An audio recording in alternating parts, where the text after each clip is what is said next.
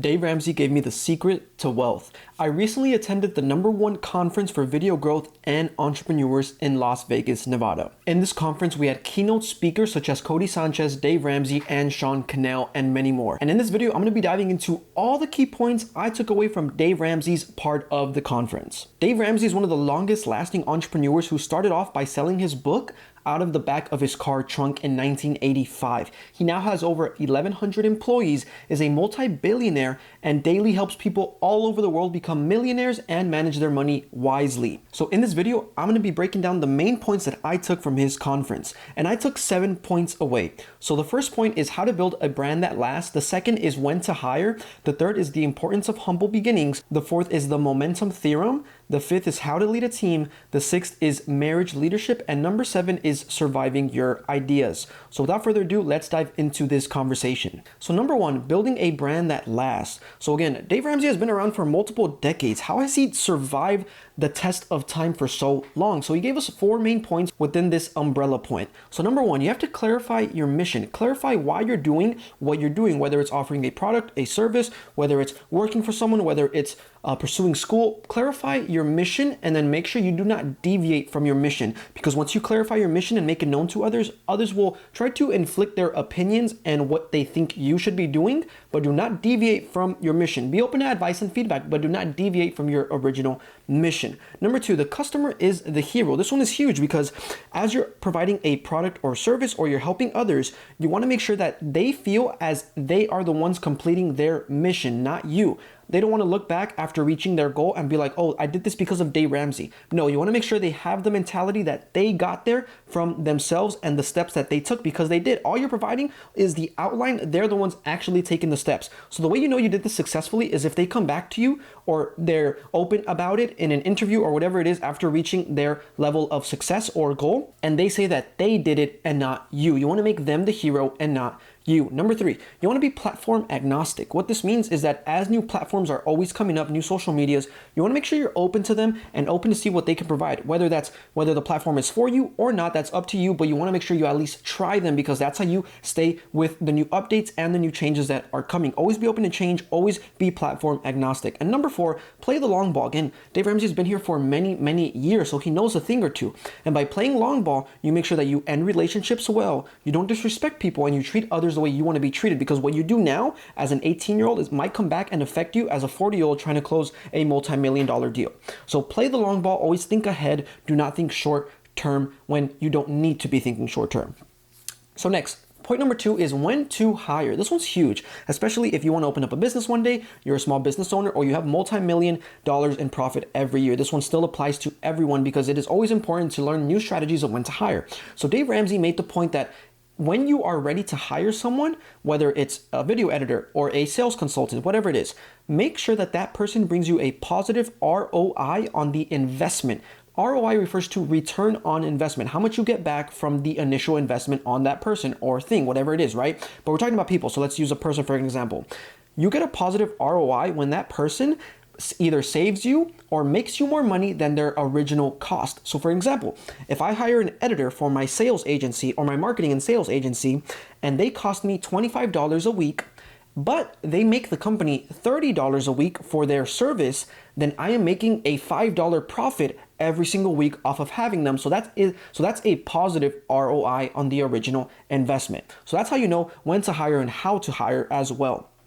Number 3, don't despise humble beginnings. Again, Dave Ramsey, how I said in the beginning, in 1985, a couple decades ago, was selling books out of the back of his car. That's how he started, and it was not an easy journey. In fact, on September 23rd, 1988, he actually lost it all. He declared for bankruptcy, meaning he was at rock bottom. He already had a wife, he already had family and friends who were seeing him grow, and then he declared bankruptcy. And the story he says with this is he bought a Jaguar when he was at the peak of, being a millionaire and all these things, and then he had to go and sell the Jaguar and give it back to the bank. So the reason he says don't despise humble beginnings, and he knows all about these, and he's lost it multiple times and got it all back multiple times, is that these make the best stories. When you come from nothing or when you come from less than other people have, these make the best stories. And the way you share these stories is like this. You do stuff, you experience things, don't be afraid to experience and do things. You talk about what you did, and then you go and do bigger stuff, and then you talk about what you did, and then you just repeat that process. So take action, talk about the action, do bigger action, and then talk about that action. It's a never-ending staircase that you just keep repeating. And that's how Dave Ramsey over the years has, although he lost it all and did some bad things and bad mistakes that he maybe he could have changed if he had the opportunity to, it ultimately led him to speak on higher and higher stages, write better and better books, have more and more experience under his belt to talk about to those who haven't experienced those experiences yet. And this is the cool thing. Someone wise takes the experience of others without the scars that come with them. So you just by clicking on this video, you're taking the experiences of Dave Ramsey without having to have lost it all, without having to have bought a Jaguar and have to return it to the bank, without having to have sell in 1985 books out of the back of your car, right? So you're learning from Dave Ramsey without having to take the actual scars of Dave Ramsey, which is a huge benefit and a huge plus, right? So again, do stuff, talk about it, do bigger stuff, and then talk about it. Don't despise humble beginnings. Those make the best stories. Point number 4, the Momentum Theorem. This is actually very interesting. I had never heard about this before. And I don't know if Dave Ramsey made it, but he did talk about it during the conference, and I'm pretty sure he did coin it. So the Momentum Theorem states this: Fi divided by T multiplied by G equals M. So I'm going to explain what this means. Focused intensity divided by time multiplied by God equals unstoppable momentum. Let's break down what this means. If you have complete focus for as much as you can on a specific skill, a specific journey, a specific business, whatever it is you're trying to achieve, if you focus on it intently with intense for a large period of time, so that's the Fi divided by T, so focused intensity divided by time, a large period of time, and then you bring God into the equation to guide you, to provide you wisdom, to provide you clarity on what you're doing and protection and honoring your preparation for what you're doing. So focused intensity, time, and then God, you will have what is called unstoppable momentum. And momentum are just small wins over time. Yes, you will still take losses, but if your wins overcome those losses and overlap those losses where you have 90 wins and only 10 losses, you are bound to have unstoppable momentum on an upward scale that is going to look zigzaggy, but ultimately, if you do the overall theme of that scale, it's going to be on an upward momentum. Number 5, leading a team. So Dave Ramsey now has 1,100 employees and pays an overall every year of $150 million in payroll. And I did the math, and it's around $130,000 that each employee receives every year. Again, if there's no ranks, which there are, but ultimately, on average, the employee receives $130,000 a year working for Dave Ramsey. That's a lot of money, I'd say. And the way he's able to do this is, number 1, he builds a team environment. And the way he does this is every time he does this in multiple ways. But one of the ways he does this is every time he gets a new employee, he makes sure that his finance team sits down with this employee and they make them a budget to work with. And this is the reason. Whenever Dave Ramsey learned this the hard way, whenever he hires a new employee, if they do not have their budget and finances together, no matter if Dave Ramsey were to pay them $1 million every year or $10 every month, whatever it is, they will see Dave Ramsey as the bad guy, because if they're not managing their money wisely in their personal life, any amount of money that Dave Ramsey gives them as the business will always be too little for them because they're not managing it wisely. So to compete with that, Dave Ramsey makes sure to have every employee undergo this budget creating phase and the start of their employment with Dave Ramsey to make sure that no matter how much Dave Ramsey is giving them, even though it's probably a lot, they can work with it and manage it wisely so that Dave Ramsey isn't the bad guy to them. Because if they choose to use their money unwisely, Dave Ramsey knows that he already tried to prepare them, and that's just on them. So that's pretty interesting. Number 2, every time he has a new employee, he makes sure to give them self-guidance books, self-empowerment books, books on wisdom, books on business, books on personal growth. And he does this because he wants his team to grow collectively. He doesn't want one to be superior to the other in wisdom or in intellect or in self-improvement. So he gives them books to read and then actually, kind of requires them without actually requiring them. But it's the team culture. He requires them through the team culture to read these books and to grow collectively as a team. So he's really big on self-improvement for his individual team members. Now, no arguing equals no creativity. Dave Ramsey showed us a picture in the conference of him in like an executive board meeting, and he had his head tilted like this, and it showed that he was like not really agreeing with what the presenter was showing, which was one of his team members. And he said that no arguing equals no creativity, meaning if you're in a room of people, a meeting, board meeting, employee meeting, whatever it is, and you are just agreeing with everyone and there's no arguing, there's no debate, there's no difference of opinions, then there's no creativity, and that company or business is probably not going to grow. So Dave Ramsey makes sure to always be in rooms, always be in board meetings, executive meetings, business meetings, where people do not agree with each other. Now, it doesn't have to be violent, it doesn't have to be disrespectful, but arguing ultimately does equal to creativity, because it does mean that we have difference of views and we can come to the best possible outcome for the business. And with that, he always makes sure to be in rooms with people who are smarter than him, with people who know more than him, because ultimately, if you're either the youngest or not the smartest in the room, you're in the best environment that you could be. Because if you're the smartest in the room, you probably don't want to be in that room. I mean, you're not going to learn, you're not going to grow from others. So you want to always be not smartest in the room, but also you probably want to be the youngest in the room if you're trying to grow.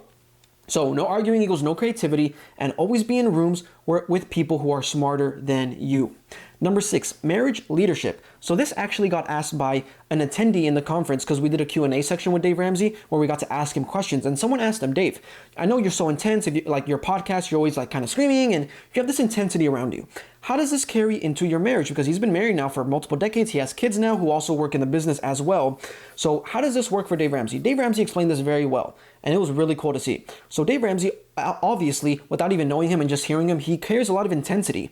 So he does carry this intensity at work, in his building, in his offices, with his employees, and business leaders and whatever it is. But when he gets home, he explained it like this. He unsheathes his sword when he gets home, and he leaves it at the doorstep. And the next day when it's time to go to work, he picks it back up, he sheathes it, and then he goes to work. Meaning he does not carry that intensity over in his family place, his family area with his wife and kids. So what this ultimately allows him to do is to not see his family as a business, because that's not what you want to do. You want to see it as someone you can care for. And yes, I think there are business qualities and characteristics that you can carry over from the actual business, but ultimately you don't want to carry that same intensity that you have with your employees and people you work around with that you do with your family. So on this topic of marriage leadership, he also has what's called, and family leadership ultimately, he also has what's called unnegotiable moments. And what these moments are ultimately family and friend moments or events or activities that if he has a meeting scheduled, he will unschedule that meeting, or he will not plan that meeting on these unnegotiable moments. And the reason he does this, and for example, some of these moments are like his kids' proms, or his kids' graduations and weddings, or funerals for family and friends, right? So these are unnegotiable moments that he will not interfere with business, because the way he explained it is that these unnegotiable moments will never come back. But if he lost 10 million for not scheduling the meeting on that date, he can always make those 10 million back, right? But he can never get those time and moments back with these family and friends, these unnegotiable moments. So that also gives him a work-life balance as well. Now, lastly, on terms and in respect to these balances, he has what are called seasons of work. Now, not so much because, he's more of like just kind of managing, but on the day-to-day, he did have a lot of seasons of work. So seasons of work are time periods where you're going to have to give your business or your skill or whatever you're pursuing your undivided attention as much as you possibly can. And this is, for an example, if you're writing a book, or if you're scaling a business, or if you're a small business trying to go from a small business to a multi-million-dollar business, whatever it is, right? You're going to have to put in work where it requires your undivided attention, where you're going to have to make sacrifices. But Dave Ramsey made sure, and he learned this the hard way as well.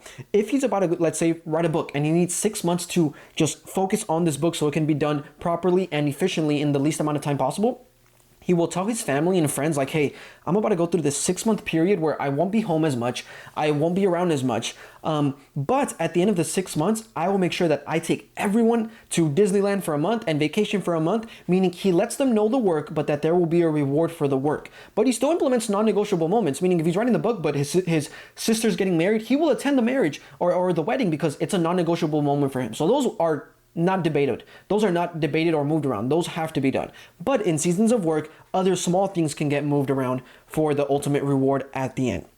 Lastly, and I love this, I love that we get to end with this point, survive your ideas. I love that Dave Ramsey was open about this, because you look at him, he's so successful and you think like, wow, like every idea he has is probably great. Like he never made a bad move or a bad decision, and he has made multiple hundreds of bad decisions according to him, of course. So survive your ideas. What this means is that if you have an idea currently watching this, just do it. It's probably wrong anyways, but do it anyways. Meaning, if I have an idea, I should probably just do it, and it's probably wrong because I don't know that much as, Dave Ramsey or Grant Cardone or Alex Hormozi knows, these million dollar, billion dollar business owners, but I should just do it anyways because having an idea and executing it is better than having an idea and then letting the idea sit in your head. Meaning it's probably wrong, but just do it anyway. That's what Dave Ramsey told us. The last thing he told us is on the note of this topic, the entrepreneur is the only person who can go from sheer excitement to sheer terror and then back to sheer excitement in less than 24 hours. The journey of an entrepreneur is like a big roller coaster because you are ultimately navigating yourself. You're trying to figure things out for yourself. Yeah, you can get mentors. Yeah, you can read books, but ultimately it comes down to you taking actions, you making decisions. So Dave Ramsey ended the conference, and I'll end the video with this. Just do it. Just do it.